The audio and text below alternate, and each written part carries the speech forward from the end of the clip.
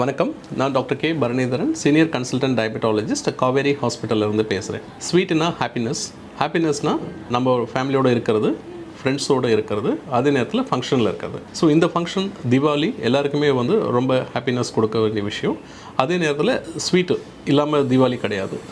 Diabetes இருக்கப்போ எப்படி நம்ம அந்த சுகரை கண்ட்ரோலாக வச்சுக்க முடியும் இந்த தீபாவளியில், என்ன மாதிரி குவான்டிட்டியான ஃபுட்டு, குவாலிட்டியான ஃபுட்டும் எடுக்கணும் அப்படின்றது தான் நான் இப்போ சொல்ல போகிறேன். ஸோ இப்போ தீபாவளியில் எல்லாமே ஸ்வீட் தான். ஸோ டயபெட்டிஸ் இருக்கிறப்ப ஸ்வீட்டை எடுக்க வேணான்னு சொல்ல கொஞ்சமாக எடுத்துக்கோங்க.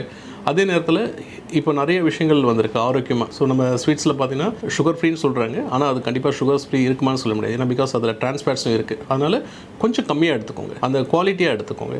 So you can just nuts, பாதாம், பிஸ்தா, அக்ரோட், அது மாதிரி இல்லை மில்லட்ஸில் சிறுதானியங்களை செய்துவிட்டு நல்ல நம்ம இயற்கையாக கிடைக்கிற உணவில் செஞ்ச ஸ்வீட்ஸ் அதெல்லாமே கொஞ்சமாக எடுத்துக்கலாம். அதே நேரத்தில் குவாலிட்டி தான் முக்கியம். கொஞ்சமாகவும் நல்ல குவாலிட்டியான ஸ்வீட்ஸ் எடுத்துகிட்டு ஒரு நாளைக்கு நம்ம எடுக்கிற அந்த தீபாவளியில் நிறைய ப்ரோட்டீன் ரிச் ஃபுட்டாக இருக்கிறத பார்த்துக்கோங்க. ப்ளஸ் சேஃபாகவும் இருக்கணும். ஏன்னா டயபெட்டிஸ் இருக்கிறப்ப நம்ம பட்டாசு நீங்கள் வெடிக்கும் போது கால் பாதத்தில் இன்ஃபெக்ஷன்ஸ் வரதுக்கான வாய்ப்புகள் ரொம்ப அதிகம். அதனால் நீங்கள் செருப்பு போட்டு ஸோ சேஃபாக கொண்டாடணும். ஸோ ஸ்வீட்டாகவும் கொண்டாடுங்க, சேஃபாகவும் கொண்டாடுங்க. ஹாப்பி தீபாவளி.